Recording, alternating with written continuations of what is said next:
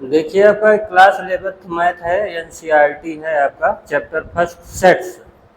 बात ध्यान से सुनिएगा आप लोग, और जो बताया जाए उसे क्लियरली ध्यान से सुनेंगे तो आपको बहुत कुछ क्लियर हो जाएगा। उसी हिसाब से आप लिख भी सकते हैं। उसमें कुछ विशेष बात है नहीं। पहला है इम्पटी सेट। इम्पटी सेट को आपको डिनोट किया जाएगा फाई से। फाई मतलब इम्पटी सेट मतलब ऐसा सेट है जिसमें जो है नथिंग मतलब कोई भी एलिमेंट ना हो, जिसे वाइड सेट भी बोल सकते हैं आप। मतलब कि उसमें कुछ भी नहीं होगा, कोई भी एलिमेंट नहीं होगा, वो बोला जाएगा आपका इम्पटी सेट। मैं आपसे एक ही रिक्वेस्ट करूंगा, आप हमारी बात को ध्यान से सुनिएगा तो बहुत कुछ क्लियर हो जाएगा। अदरवाइज आप बैठ के बस वैसे बुक पढ़िए, नहीं तो फिर ध्यान से सुनिएगा तो बहुत कुछ क्लियर हो जाएगा। द इम्पटी सेट का मतलब होता है ऐसा सेट जिसमें कोई भी एलिमेंट ना हो। लेकिन अब हमारी वाली लैंग्वेज से सुन लीजिए, एम्पटी सेट मतलब होगा बेसिर पैर की बकवास बात लगेगी आपको, बहुत उल्टा पुल्टा बोला रहेगा जो आप कहोगे क्या बेढंग की बात हो रही है। जैसे देखिए, आप बुक देखिए, ये ए एक सेट है, x such that x is a student of class 11 presently studying in a school, और B can go to school and count the number of student presently studying in class 11 in the school. This this set A contains a finite number of element. कहने चाहते हैं हम कि empty set का केवल इतना मतलब होता है कि कुछ अजीब बात लगेगी आपको, समझने में भी थोड़ा झंझट होगा। जैसे अगर हम एग्जांपल के तौर पे बोले, जैसे ये आप x is a student presently studying in both class 10th and 11th। अब बताओ क्या ये पॉसिबल है कि एट द सेम टाइम में कोई बच्चा 10th में भी पढ़ रहा हो और 11th में भी पढ़ रहा हो? तो ये लगेगा ना थोड़ा रेडिकुलस बात है, बकवास बात है। तो ये आपका इम्पटी सेट हो जाएगा। तो इसकी डेफिनेशन तो यही है कि a set which does not contain any element is called the empty set, और इसे डिनोट करते हैं फाई से। Finite set. अब फाइनाइट सेट का मतलब होता है ऐसा set, such type of set in which there element you can count. मतलब अगर आप एलिमेंट को काउंट कर पा जा रहे हो, काउंटेबल है, अगर आप काउंट कर पा गए तो फाइनाइट सेट हो गया। और अगर आप काउंट नहीं कर पा रहे हैं, अगर आपसे काउंट नहीं हो रहा है, नॉट काउंट, अगर आप काउंट नहीं कर पा रहे हैं तो वो इनफाइनाइट सेट हो जाएगा। मतलब ये समझ लीजिए कि definite number in your mind, अगर मान लो कोई सेट देखा और उसका एलिमेंट आप में क्लियर क्लियर हो गया कि इतने नंबर हैं, तो आपका वो फाइनाइट सेट हो जाएगा। इनफाइनाइट सेट में क्या होगा? इनफाइनाइट सेट का मतलब होता है कि आपका उसका जो सेट है आपका, उसके एलिमेंट आप काउंट नहीं कर पाएंगे, तो हो गया इनफाइनाइट सेट। अब एग्जांपल के तौर पर जैसे फाइनाइट सेट का मतलब वो, जैसे ए इक्वल टू गिवन है आपको 1 2 3, तो इसके एलिमेंट आप काउंट कर पाए ना, कितने एलिमेंट है इसमें? 3। तो ये क्या हो गया? Finite set. इनफाइनाइट सेट में अगर ए बोल दिया जाए सेट ऑफ स्टार। अब स्टार जो होते हैं आपकी स्काई के स्टार की बात कर रहा हूं मैं, तो वो आप अनकाउंटेबल होगा, वो आप काउंट नहीं कर पाएंगे, इनफाइनाइट सेट हो जाएगा। अब दूसरा पॉइंट आता है इक्वल सेट। अब इक्वल सेट का क्या मतलब हुआ? इक्वल सेट का मतलब हुआ कि दो सेट अगर ऐसे हैं ए एंड बी, इसे इक्वल कब बोला जाएगा? जब जितने एलिमेंट इसके हैं उतने ही एलिमेंट इसमें भी हैं, तो दोनों को क्या बोला? और दोनों के एलिमेंट सेम हो गए, जो एलिमेंट इसमें होगा वही एलिमेंट इसमें होगा। अगर इसमें 3 एलिमेंट है तो इसमें भी 3 एलिमेंट होगा, और जो है सेम हो गए, तभी बोला जाएगा ये इक्वल सेट है। अब सीक्वेंस एग्जांपल के तौर पर जैसे देखिए, ए इक्वल टू अगर 1 2 3 4 है, 1 2 3 4। अब बी में क्या किया है? कुछ नहीं है, बस रिवर्स करके लिख दिया है 4 1 3 2। मगर घुमा फिरा के बात तो वही है, सेम एलिमेंट ही तो है, और सेट में एलिमेंट रिपीट नहीं होता, तो ए इक्वल टू बी बोला जाएगा। ये हो गया आपका equal set.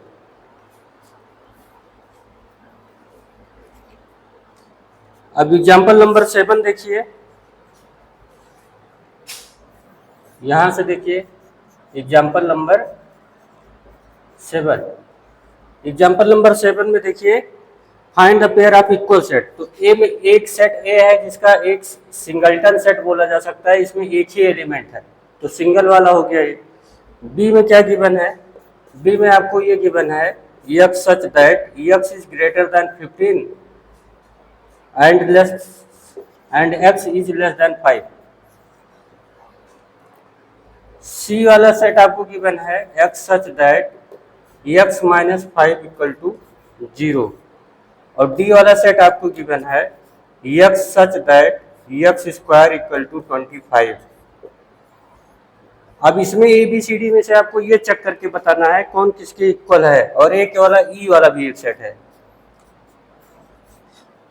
X is an integral positive root of equation, बात समझिएगा, x such that x is integral मतलब integer, integral positive root, root बोलो या जीरोज बोलो बात एक ही है, root of the equation, of the equation, equation क्या है x square minus 2x minus 15। ये आप 9th में पढ़े होगे, ब्रेक करके इसके फैक्टर निकाल लीजिएगा तो 5 3 जा 15, तो 5 माइनस 3 करेंगे तो माइनस 2 आएगा।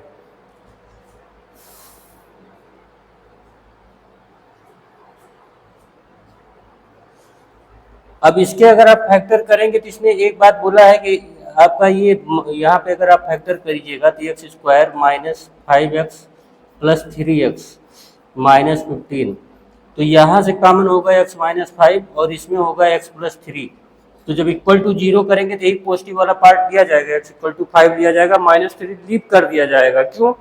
यहाँ पे ये बोल दिया है x is the integral positive root, इसीलिए माइनस 3 को आप लीव कर देंगे, तो ई में केवल आपको क्या सोल्यूशन मिल के आएगा, केवल 5 आएगा। तो ये देखिए ये जो वाला 5 है आपका और ये वाला सी, इसमें भी तो 5 आएगा, जब सॉल्व करेंगे तो ये दोनों क्या हो जाएंगे, इक्वल हो जाएंगे।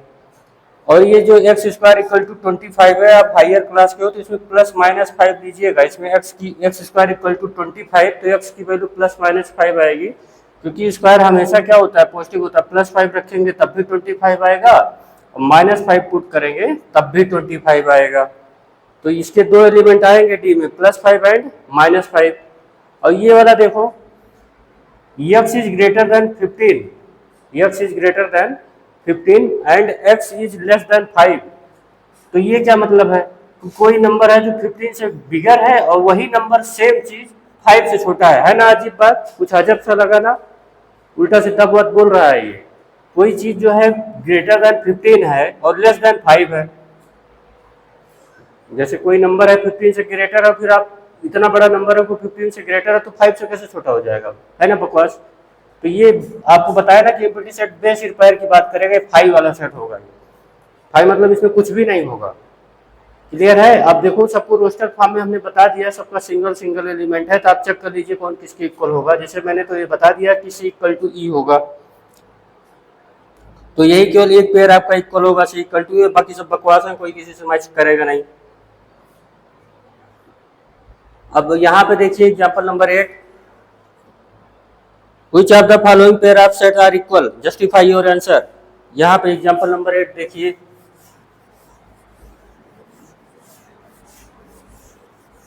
इक्वल सेट अभी इस तरीके से जैसे आपको समझाया गया है कि दोनों ही सेट में सेम एलिमेंट हो और एलिमेंट का नंबर भी सेम हो, जैसे 2 एलिमेंट फर्स्ट वाले में है तो 2 ही सेकंड में भी हो, 2 ही एलिमेंट और दोनों सेम हो, घुमा फिरा के चाहे जैसे।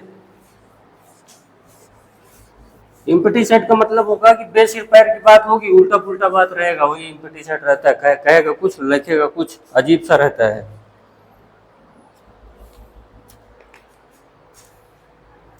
एग्जाम्पल नंबर 8 देखिए, which of the following pair of set are equal, तो अपने को फाइंड करना है set of equal set. X is the set of letter alloy, तो एक्स को अगर आप उस फॉर्म में लिखेंगे रोस्टर फॉर्म में, ए एल ओ वाई आएगा, और लॉयल का सेट में अगर आप बी में लिखेंगे लॉयल तो एल ओ वाई एंड ए। तो बेसिकली देखिए ध्यान से घुमा फिरा के इन दोनों के एलिमेंट क्या है, सेम है, तो एक्स इक्वल टू बी हो जाएगा।